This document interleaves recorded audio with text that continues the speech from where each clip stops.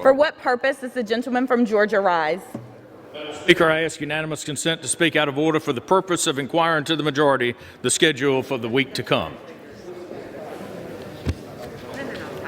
I thank the gentleman for yielding. On Monday, the House will meet at 12 p.m.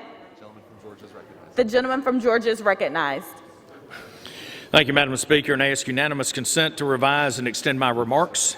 Without objection. Thank you. And now I yield to my friend and colleague, the Vice Chair of the Democratic Caucus, the gentleman from California. I thank the gentleman for yielding. On Monday, the House will meet at 12 p.m. for morning hour debate and 2 p.m. for legislative business, with votes expected no earlier than 6:30 p.m.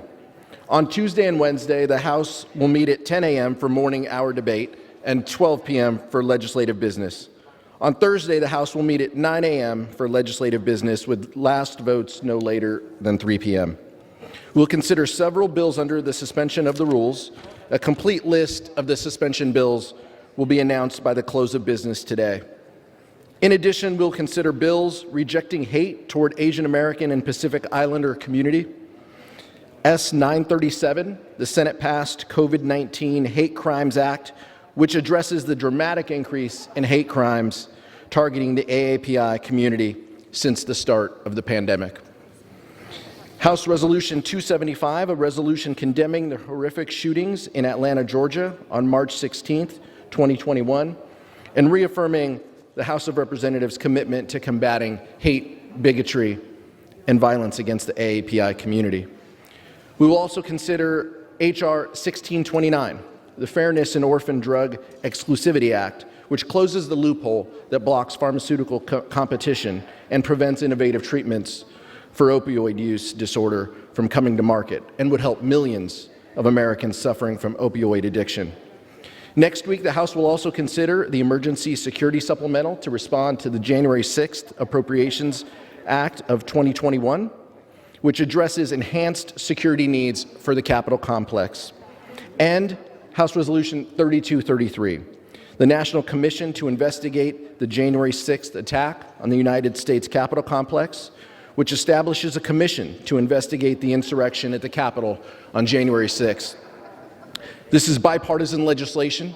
I want to thank Chairman Thompson and Ranking Member Katko for their leadership in announcing this bill, and I hope that it will have broad bipartisan support next week. With that, I'll yield to the gentleman from Georgia. I want to thank the majority for those remarks and the schedule. I also want to take a minute to thank the leader and others over there for helping pass H.R. 2877, the Behavioral Intervention Guidelines Act. It's a really good bill that that'll go a long way in supporting school safety. I know there were many questions about it, and everybody worked to get it to a good spot. So I'd like to again extend my appreciation for all of the help with my Democratic colleagues. Turning to the operations of the House.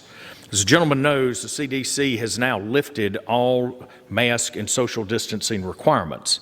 And both President Biden has lifted the mask requirements for the White House staff, but amazingly here in the House of Representatives, we still must wear the mask, stagger the vote times, have these long vote times.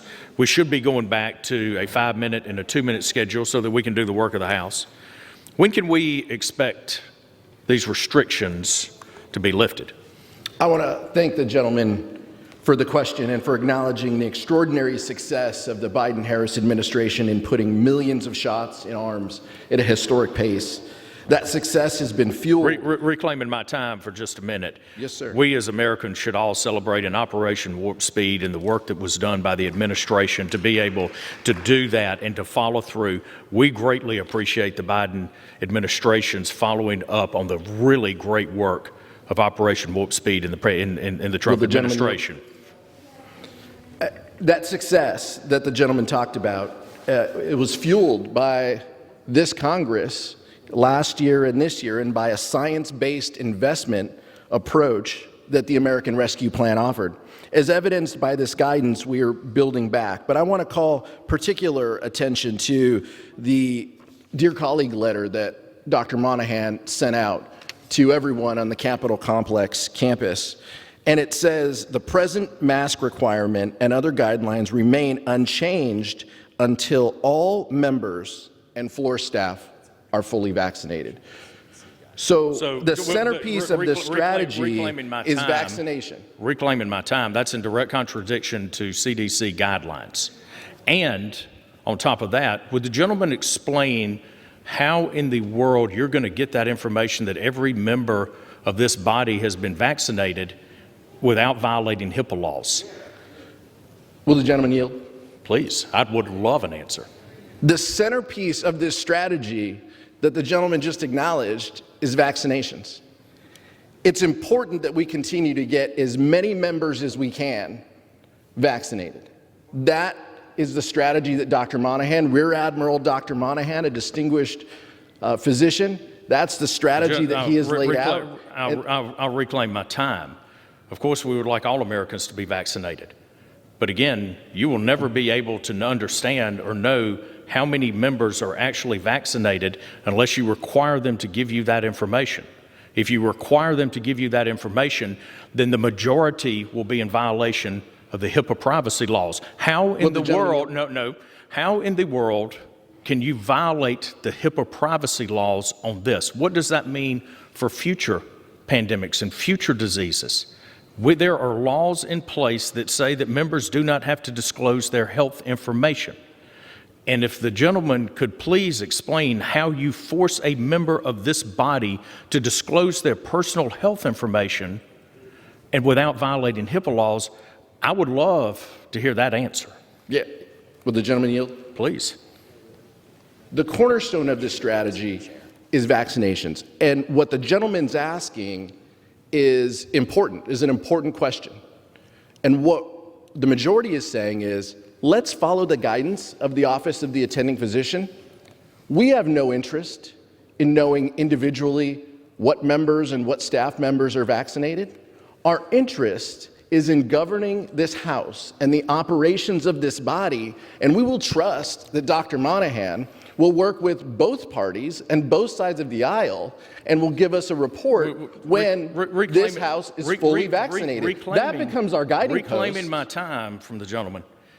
So the president, the leader of the Democratic Socialist Movement right now, here in America, has said that it's good enough for the White House, and yet you are going to defer to the House physician over the President of the United States. So is in will the fact, gentleman yield? No, I we will can talk about the not just Constitution yet. in Article 1. So, but my point is that there's so much inconsistency here, and you will never ever get to the point, Madam Speaker, that you will ever be able to get every member to show some sort of voting card without violating the HIPAA privacy protections.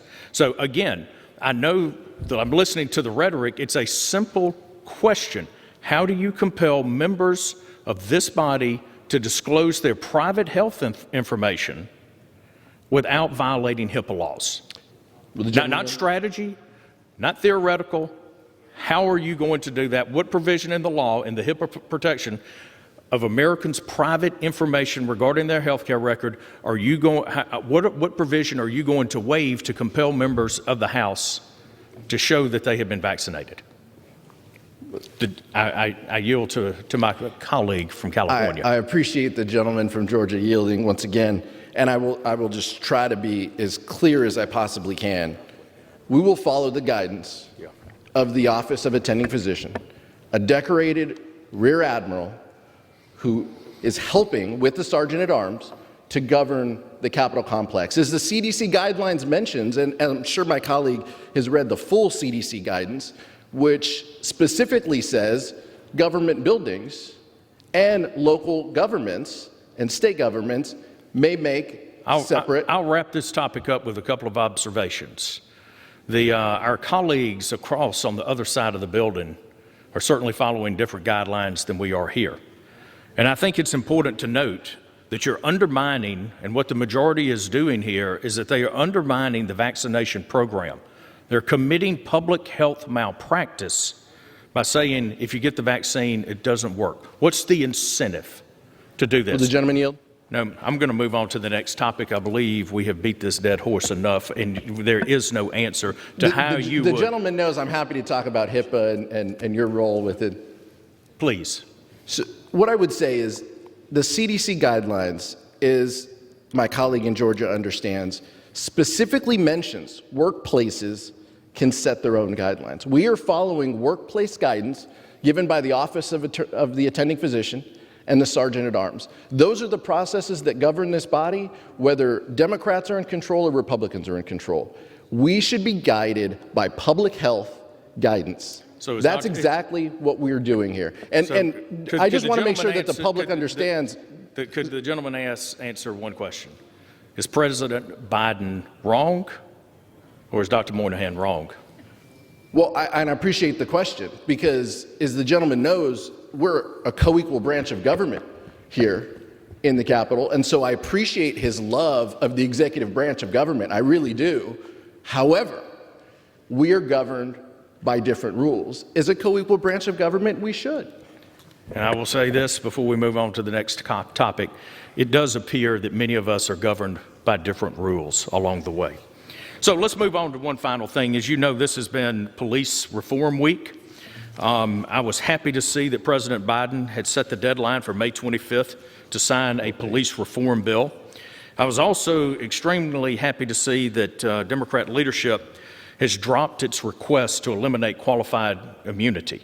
I thought that was a very strong statement, and very positive. And as the majority whip said on May the 9th, I know what the perfect bill will be. We have proposed that, and I want to see good legislation. I know that sometimes you have to compromise, and if we don't get qualified immunity now, we can come back and try to get it later. But I don't want to see us throw out a good bill because we can't get a perfect bill, good legislative action. Now, in order to get this bill done by the 25th, that's a fairly short timeline. I know that Representative Pete Stauber has a bill ready to go, a really good bill that addresses the things that in a very bipartisan way that I think we would like to see. Do you anticipate, based on the schedule that you laid out, do you anticipate that the majority would take up Mr. Stauber's bill so that we can meet President Biden's deadline of May the 25th? The gentleman yield. Please. I appreciate the question, and this is such a timely and important topic that the country needs to address. And I'm incredibly pleased with the bipartisan success that the negotiations have led to date. And as the gentleman knows, those conversations continue to be ongoing, but the majority believes that those conversations are progressing in a way that is helpful toward addressing this issue. I think both sides realize, and I hope the minority realizes, the importance of making changes to protect our communities. I know the gentleman is a former mayor, as I am as well, and so we've dealt with a lot of these issues at the local level.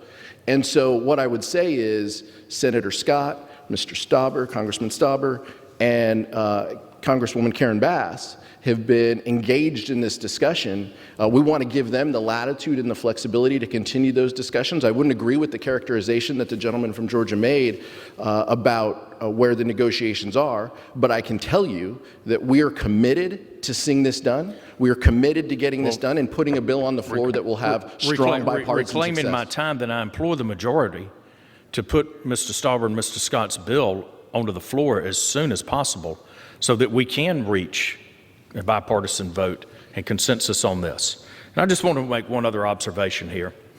Now that knowing that it is Police Week, we've got men and women around this country. You and I, again, both as mayors, we had the honor of being involved in that, seeing the sacrifice that they make, whether it's local police officers, our deputies out patrolling our country roads in many parts of my district, the men and women of the Customs and Border Patrol Agency that are down there putting their lives on the line every single day to stop the grossness of human trafficking and the horrors of narcotic trafficking. Looking around this very building that we're in right now, looking at the men and women that have been here, that will continue to be here to serve us and protect us. And what I found very interesting about this week is the silence from the majority is deafening. Not bringing a resolution to honor our men and women in law enforcement says an awful lot about how you feel. And I will say this, I think the majority should come back in, and I think we would all agree to do this next week, to put a resolution on the floor to honor the men and women of law enforcement, because I can't imagine which group is not worthy of that, and I will yield. I thank the gentleman from yielding, and as the gentleman knows, there was a lengthy special order hour led by our colleague from Florida, former police chief herself, talking about the importance of these issues, the importance of honoring heroes, the importance of honoring people who put themselves in harm's way each and every day and are behaving well. And what I would ask the gentleman from Georgia is, in that similar vein, honoring Police Week, honoring those folks who helped us, who looked out for us January 6th. I hope the gentleman will encourage the minority leader to meet with Officer Fanone from the Metropolitan Police Department, who has requested a meeting with the minority leader to talk about the events of January 6th and to talk about his experiences, which were so impactful as he shared them on national television and as he talked about the role that he played and the role that his colleagues played in protecting this temple of democracy. I hope that the minority leader has the time to meet with Officer Fanone. I signed a letter to the minority leader from my colleagues encouraging him to do so, and I hope that the gentleman from Georgia reiterates the importance to meet with law enforcement heroes. But again, I want to go back to it. With the morale of the officers here in the Capitol as low as it is right now, the tremendous stresses that they're under, the staffing problems that they have, wondering whether or not this entire body at times has their back. Will the gentleman yield? No, not yet. I think it is important that this body bring a resolution to the floor supporting the men and women in law enforcement around the nation, but particularly right here in this Capitol. And I'll be the first one, along with the rest of my colleagues, to support that resolution. And so, again, it's very simple, a lot of words, and I do appreciate our colleagues from Florida, Ms. Demings, for leading the special order. She certainly knows, as a former law enforcement officer and leader of a department, how tough that is. But again, the silence here is deafening. And with that, Madam Speaker, I yield back.